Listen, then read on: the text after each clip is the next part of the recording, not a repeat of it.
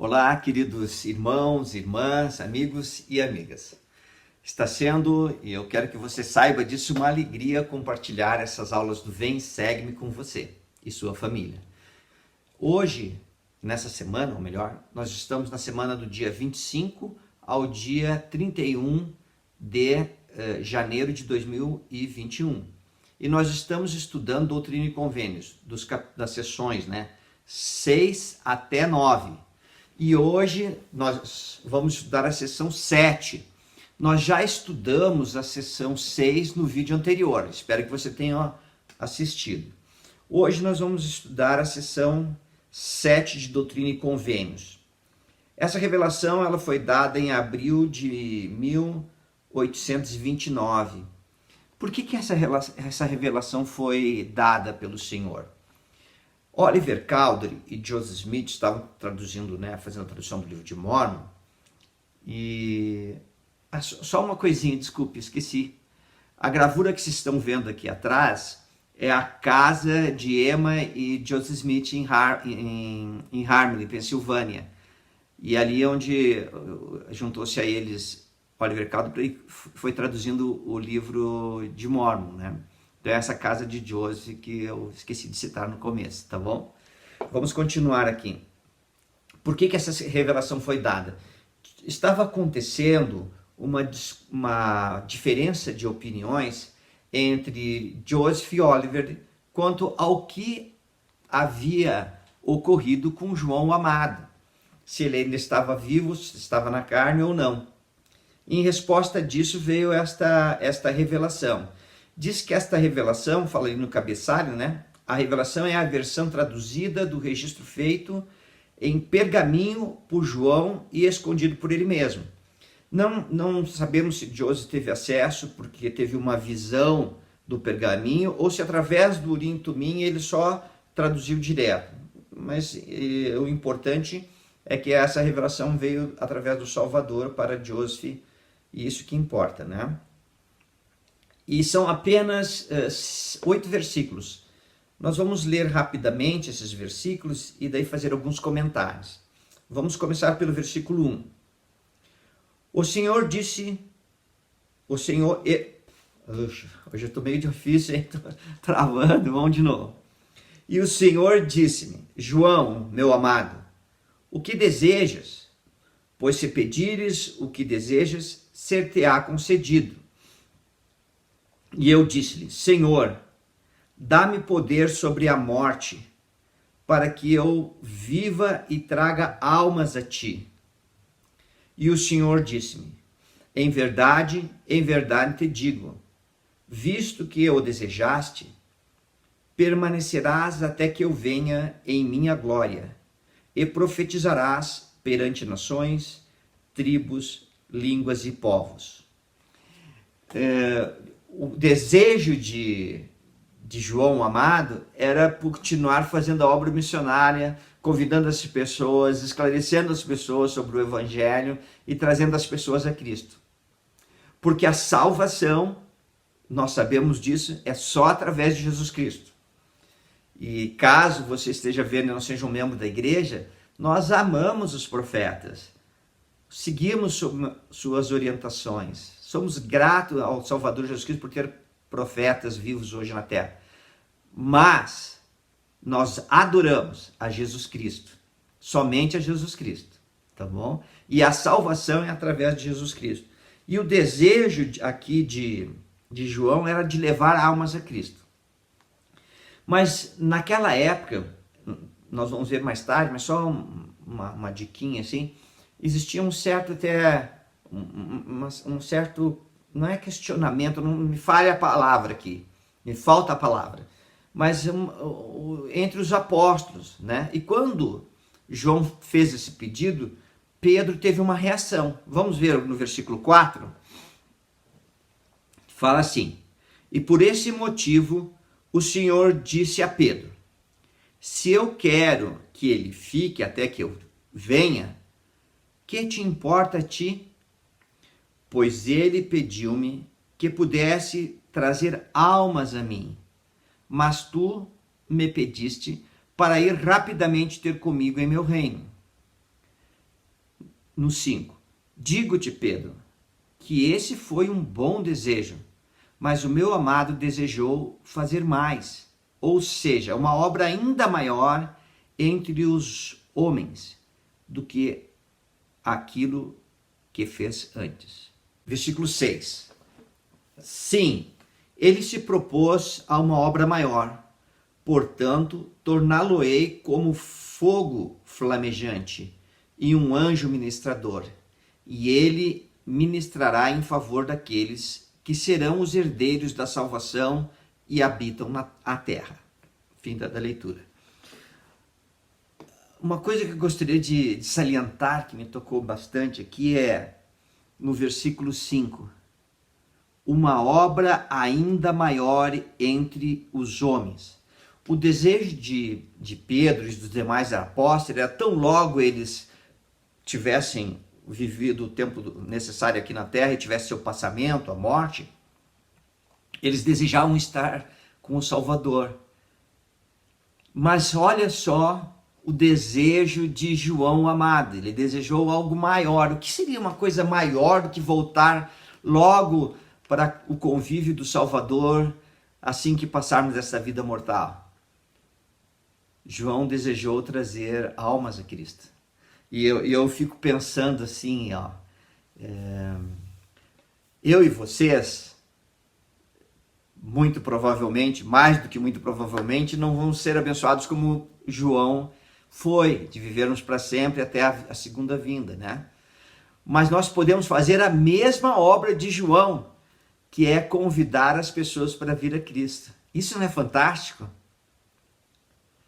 Nós podemos fazer essa obra maior enquanto vivermos aqui na terra, que é convidar pessoas para virem a Cristo. Joseph falou certa vez, depois de tudo, né, a maior coisa que podemos fazer é a obra missionária. Então, que possamos convidar as pessoas. Eu fico pensando às vezes assim, né, quando nós pensamos assim, obra missionária, eu tenho que falar para o vizinho, eu tenho que falar para o outro, eu tenho que sair na rua, eu tenho que ir na praça e gritar, enfim. Nós pensamos muitas coisas, eu estou falando coisas que eu já fiz, tá? Não gritar, mas subir no banquinho e falar e coisas assim. Mas a gente pensa um monte de coisas, né? De maneiras diferentes de fazer a obra missionária. Mas uma coisa que está ao nosso alcance, que nós podemos fazer, eu e você, e todos podem fazer, é orar a nosso Pai Celestial em nome de Jesus Cristo, pedindo que Ele possa mandar para nossas alas, nossos ramos, as pessoas que estão interessadas em receber o Evangelho restaurado em nossos dias. Lembra, essa é a obra do nosso Pai Celestial. Essa é a obra de Deus, irmãos. E às vezes nós queremos fazer a obra por nós mesmos, mas Deus está no comando, Jesus Cristo está no comando. E eu tenho um testemunho que se eu orar, e eu tenho feito sempre isso, e pedir que o Senhor envie pessoas para nossas alas, as pessoas vão começar a mudar. Os missionários vão começar a encontrar as pessoas, porque o campo já está branco, as pessoas estão sedentas do Evangelho.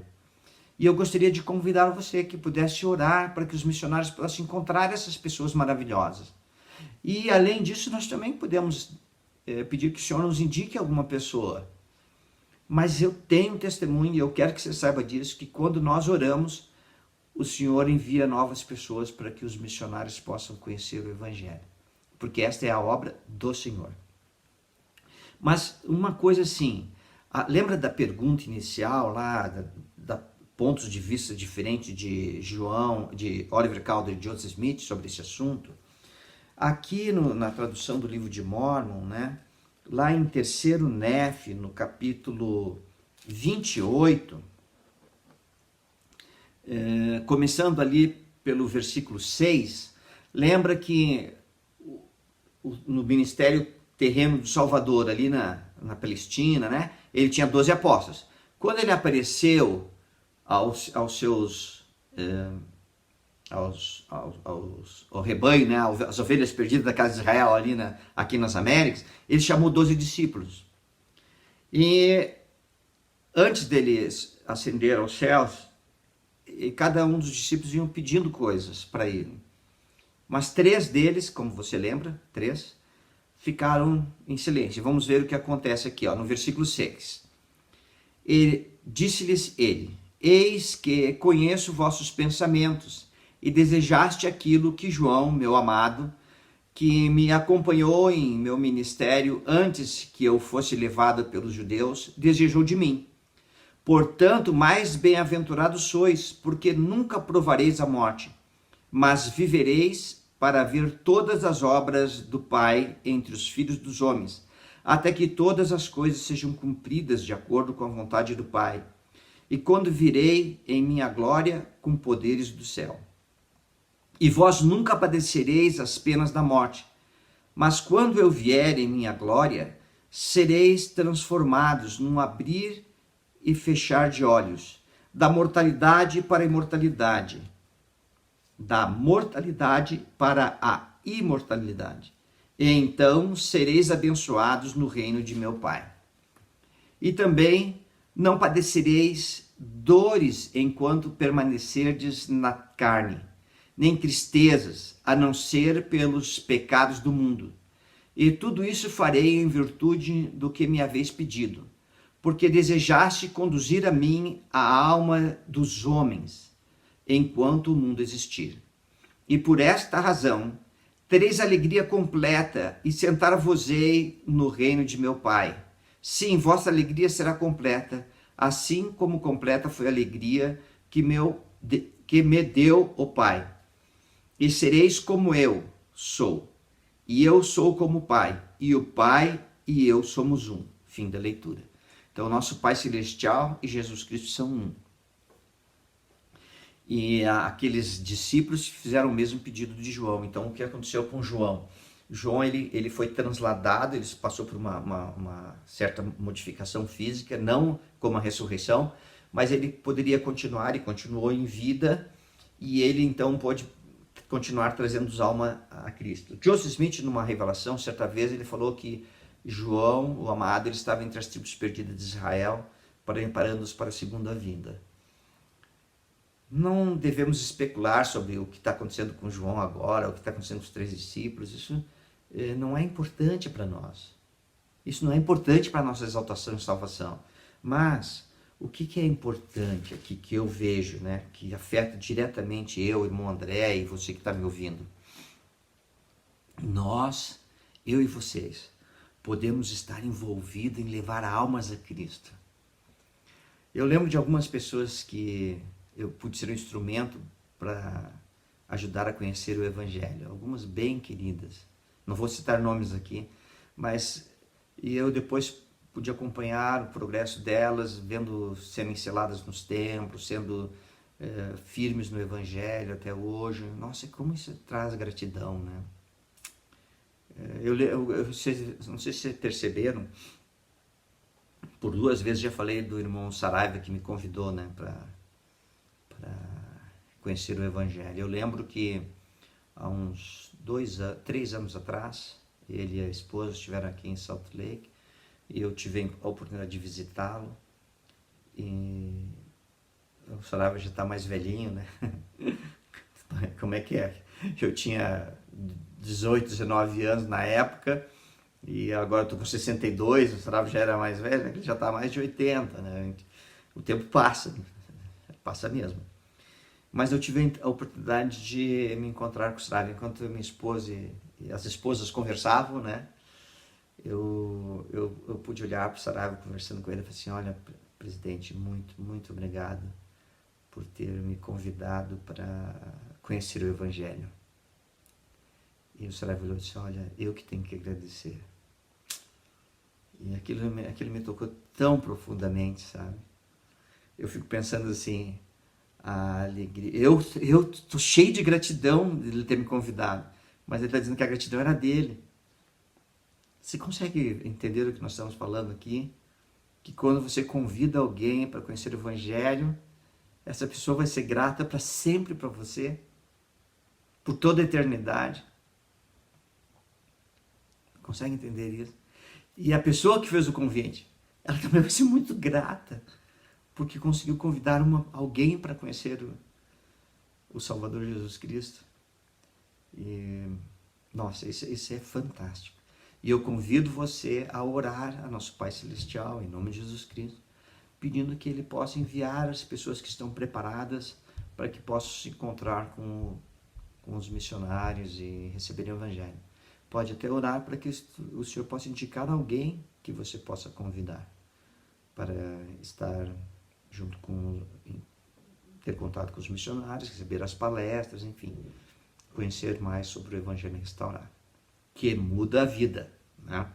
Vamos continuar aqui, já estou quase no fim. Versículo 7, vamos continuar aqui. E farei com que ministres junto a ele. Então Pedro ia ministrar junto com João. E a teu irmão Tiago. Então Pedro ia ministrar junto de Tiago e João, que eles formavam a presidência na época de Salvador, né? E vós três darei esse poder e as chaves desse ministério até que eu venha. Então, Pedro, Tiago e João receberam as chaves do Salvador, as chaves, né, do ministério, né, as chaves de levar avante o Evangelho às nações e todas as ordenanças, enfim, tudo mais. E esse poder, Pedro, Tiago e João, nós vamos ver mais adiante, passaram ao profeta Joseph Smith e Oliver Cowdery por ocasião da restauração do sacerdócio de Melquisedeque. Eles conferiram o sacerdócio. E mais adiante, no tempo de Kirtland, passaram as chaves, tudo mais lá adiante, né? Muito bem. E devido a essas chaves e tudo mais, a coligação, o reino, está tudo aqui na terra, ao nosso dispor, tá bom? E nós vamos ver isso mais adiante. Elias também veio, enfim, restaurando chaves para essa dispensação. E no versículo 8 diz assim, o versículo 8, tudo aqui é maravilhoso, né? Imagina você viver para sempre trazendo almas a Cristo, sem padecer dores, sem sofrer com o mundo, apenas pelos pecados do mundo, né? Pela maldade, afinal. É fantástico, mas o versículo que eu mais aprecio nesse capítulo aqui, nessa sessão, é o versículo 8. Olha só o que diz o 8. Em verdade vos digo, que ambos recebereis conforme vossos desejos, pois ambos vos regozijais naquilo que desejastes. Olha, o que Pedro tinha pedido era bom, o que João tinha pedido também era bom. E eles se alegraram em pedir aquelas coisas ao Senhor, e o Senhor concedeu. Então hoje nós estamos aqui, eu e você. Você tem muitos sonhos, muitos desejos no seu coração.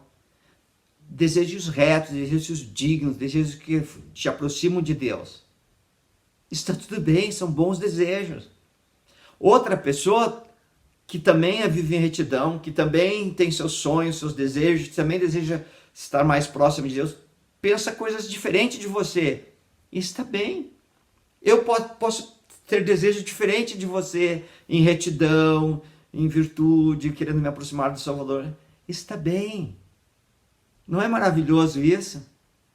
Que não precisamos ser robozinho, que eu não preciso desejar a mesma coisa que você, ou do que fulano, do que Beltrano, mas nós podemos ter os nossos desejos sagrados de retidão, de viver o Evangelho, de fazer coisas boas nessa terra, como Pedro fez.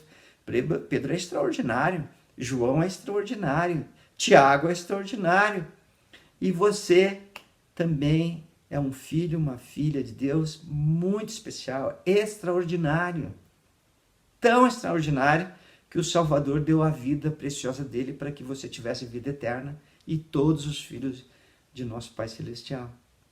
Então, que possamos nos aproximar do Senhor em retidão, ter nossos desejos retos diante de Deus, virtuosos, dignos, de serem aceitos por nosso Pai Celestial, e pedir ao Senhor e viver uma vida maravilhosa nessa terra, enquanto o Senhor permitir que nós aqui vivamos. Eu estou muito feliz de ter compartilhado esses poucos minutos com vocês, alguns desses pensamentos, e convido a você, se você gostou de algo que falamos aqui, então compartilhe com os membros da sua ala, compartilhe com seus amigos. E vamos todos juntos estudar o Vem e Segue neste ano. Eu sei que quando estudamos as Escrituras, elas nos aproximam, elas testificam do Salvador. E daí, nesses momentos conturbados que nós estamos passando, nós sentimos paz no coração e na nossa vida. E embora muitas aflições estejam ocorrendo, e nós mesmos estamos passando por várias provações, nós sentimos paz que vem de Deus, de nosso Pai Celestial e seu Filho Jesus Cristo. Tchau, irmãos. Tenham uma ótima semana. Tchau.